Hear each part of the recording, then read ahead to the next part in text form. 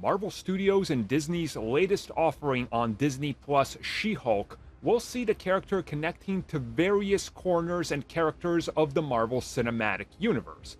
But as it turns out, there's one character they were not allowed to touch, reference, or do anything with. That happens to be our favorite web swinger, Spider-Man. So yeah, the SpiderMan rights are rather complex to say the least. Again, it's a character that's stuck between multiple owners. Everything live action is owned by Sony. Everything else is owned by Marvel and Disney. And when it comes to the film rights, the character played by Tom Holland is shared between both. So technically Sony could use Tom Holland as Spider-Man in their universe, but he would have to be a different version of Spider-Man. So again, there's complexity here, and there's a reason that we've never seen any of these characters pop up anywhere else.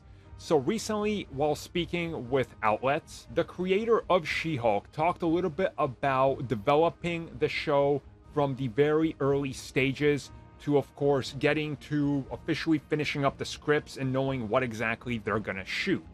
And what is revealed by the writer and the creator is the fact that when they reached out to see if they could use Spider-Man, they were just outright told no. You are not allowed to use anything Spider-Man related. Do not put Spider-Man in this. Do not write the character in there. There could be legal trouble. There's boundaries. We are not allowed to use Spider-Man.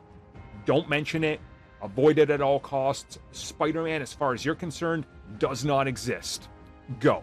So, yeah, Disney was not allowed to use Spider-Man for Disney Plus and this series. Now, obviously, we know Spider-Man has one more cameo appearance left in the MCU. They explicitly made that clear in the new contract. So they could have used him, but they were explicitly told no, don't use any single character that's appeared in the Spider-Man films that's under lock by the Sony license, because that's, you know, the use of our cameo. So avoid it, don't mention it, we're not doing it, at least here and now. And it's interesting to see how this goes, right? Because Spider-Man is such a important character to the Marvel Universe, and even him and She-Hulk have interacted plenty of times. But again, licenses, people involved, contracts, sharing of characters, all these legal loopholes prevent something like this.